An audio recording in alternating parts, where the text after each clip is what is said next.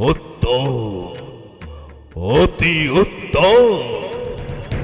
কালকেতু মহাৰাজ তোমাৰ কাৰ্যকুশলতা বখানিবৰ বাবে আজি মোৰ অন্তৰত ভাষা নাই মাথো প্ৰীতিৰে ভৰা হিয়াৰ আবেগেৰে শতবাৰ ধন্যবাদ জ্ঞাপন কৰিছো আজি দৈপকীৰ বিবাহ কাৰ্য ইমান সুন্দৰভাৱে পৰিচালিত হ'ল যে মই হয়তো অক্ষম হলোহেঁতেন মহাৰাজ মই মাথো মোৰ কৰ্তব্যহে পালন কৰিছো আপোনাৰ বীৰত্ব যেতিয়া সকলো কাৰ্য নিবিড়ভাৱে সমাপন কৰাই একান্ত কৰ্তব্য জীৱন পণ কৰি হলো সকলো কাৰ্য সমাপন কৰাই মোৰ একান্ত কৰ্তব্য তেনেস্থলতে ধন্যবাদৰ কি প্ৰয়োজন মহাৰাজ মহাৰাজ অতিকে উদাৰ সেই হেতু ভিত্তক ধন্যবাদ কৰিছে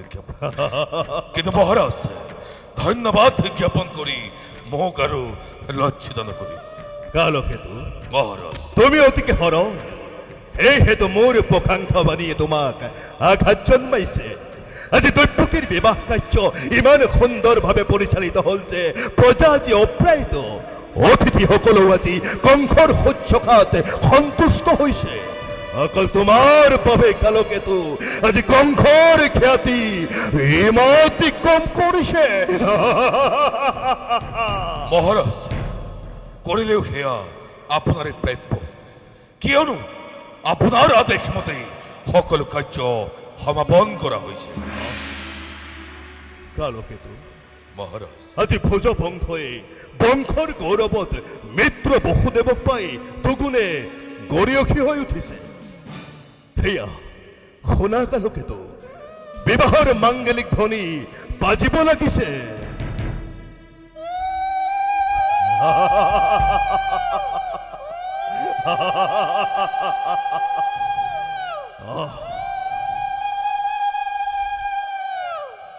কালকেতু মহাৰাজ বলা বিবাহৰ কাৰ্য আমি কৰোঁগৈ সম্পাদন বৰম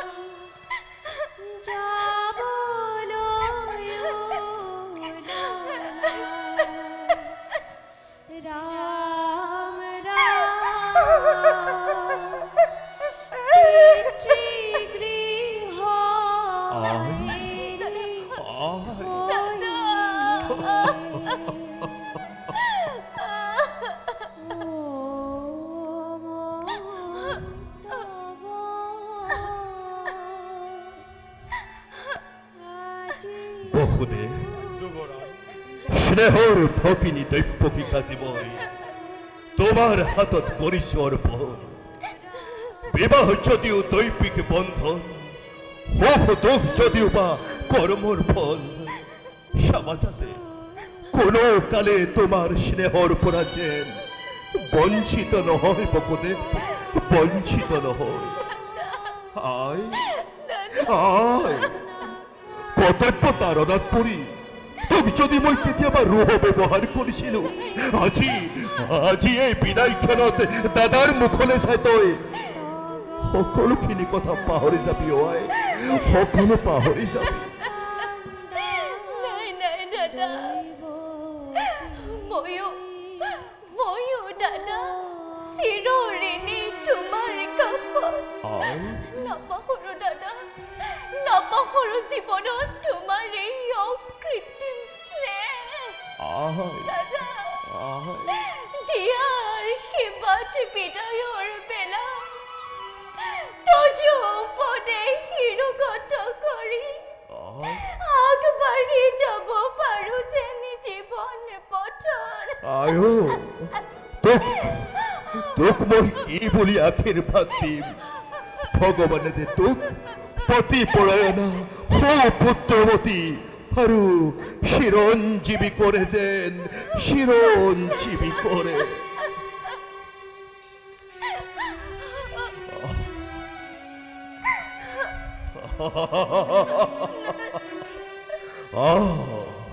সুন্দৰ আজি পুৱাৰ পৰিৱেশ উদিত সূৰ্যৰ খনুৱালী কিৰণ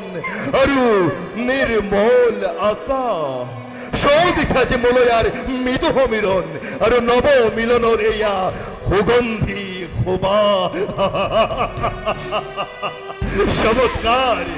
অতি চমৎকাৰ দুয়ো কাষে ফলে ফুলে জাতিষ্কাৰ হেন্দৰীয়া পথ তীব্ৰ বেগে চেকুৰাৰ মাজে মোৰ সুসজ্জিত ৰথ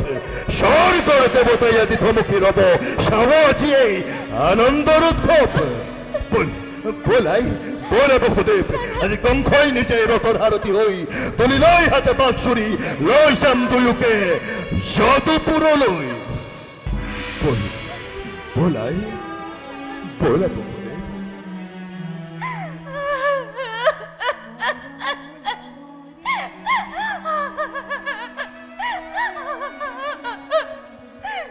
দাদা